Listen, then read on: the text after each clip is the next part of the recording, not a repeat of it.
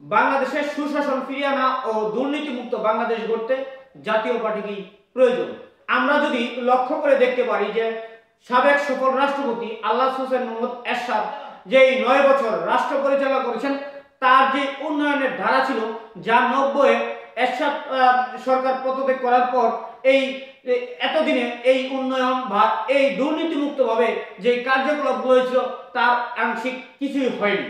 দেখা গেছে যে সাবেক এই সফল রাষ্ট্রনায়ক দেশের যে উন্নয়নের ধারাটা ধরে রেখেছিল এবং যেভাবে উন্নয়ন করা শুরু করেছিল তা যদি আজও পর্যন্ত থাকতো তাহলে বাংলাদেশ আজকে উন্নয়নের একটি রোল মডেল সৃষ্টি হতো, কিন্তু আমরা দুর্ভাগ্যবশত হলো আমরা তা করতে পারিনি।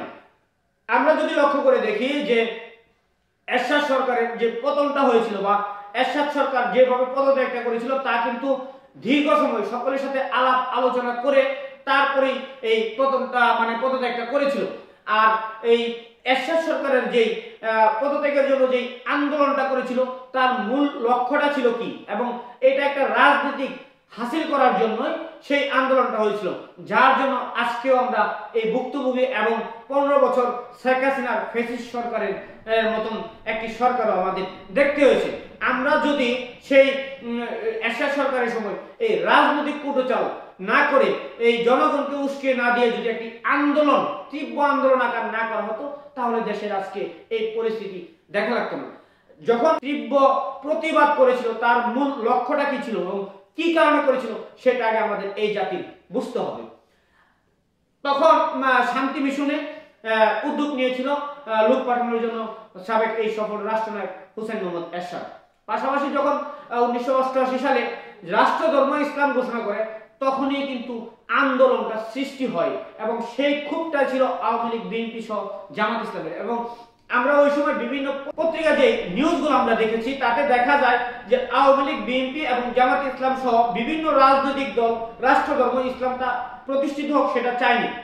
এমনকি 1988 সালে জুন মাসে রাষ্ট্র ধর্ম ইসলাম করার কেন করলো সেই কারণে জামাত ইসলাম কিন্তু হরতালও ডেকেছিল। আর সেই আন্দোলনটা আস্তে আস্তে ঘোরাতে এরশাদকে পদত্যাগ করতে বাধ্য করে। এবং আমরা লক্ষ্য করে দেখেছি যে যখন সাবেক এই সফল রাষ্ট্রপতি আলহাজ হোসেন মোহাম্মদ এরশাদ পদত্যাগ করেন তখন কিন্তু একটা শর্ত দেওয়া ছিল যে জাতীয় পার্টিকে সুন্দরভাবে নির্বাচনে অংশগ্রহণ করতে দেওয়া হবে। কিন্তু আলোচনার পর যখন আলহাজ হোসেন মোহাম্মদ এরশাদ সাহেব পদত্যাগ করলেন তারপরে ওনাকে গ্রেফতার করা হলো এবং জাতীয় পার্টির নেতা কর্মীকে একদম চরমভাবে অত্যাচার নিপীড়ন শুরু হয়ে গেল। তারপরও এই 91 সালের নির্বাচনে জাতীয় পার্টি 35টি সংসদ আসনে নির্বাচিত হয়েছিলেন এবং প্রায় 150 আসনে প্রতিদ্বন্দ্বিতা করেছিলেন এবং 2000-3000 ভোটে তারা ব্যবধানে পরাজিত হয়েছিলেন।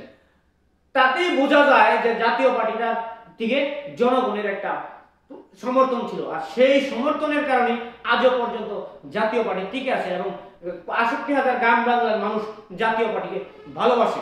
জাতীয় পার্টিকে নিয়ে এত নানান খেলা কুচুক্তির পরেও জাতীয় পার্টি টিকে আছে। আসলে সত্যি কথা হলো যে যারা সততার ভিতরে রাজনীতিটা করে তারা অবশ্যই টিকে থাকবে, এটাই বাস্তবতা।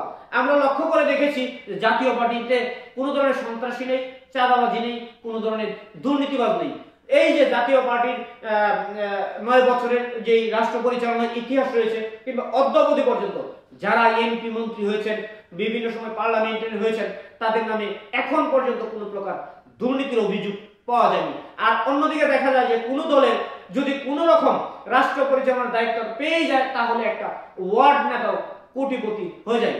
আগামীতে বাংলাদেশের সন্ত্রাস চাঁদাবাজি মুক্ত যদি বাংলাদেশ গড়তে হয় তাহলে অবশ্যই জাতীয় পার্টিকে প্রয়োজন। তাই আসুন জাতীয় পার্টিকে সমর্থন করি, জাতীয় পার্টির মাননীয় চেয়ারম্যান জিএম কাদের হাতকে শক্তিশালী করি। আগামী যে নির্বাচনটি আসবে সেই নির্বাচনে জাতীয় পার্টিকে সমর্থন করুন, জাতীয় পার্টিকে ভোট দিন, তাহলে ইনশাআল্লাহ আগামীতে একটি সুন্দর বাংলাদেশ, ডিজিটাল বাংলাদেশ এবং উন্নয়নের রোল মডেল হবে এবং থাকবে না কোনো ধরনের চাঁদাবাজ, দখলবাজ, সন্ত্রাসী।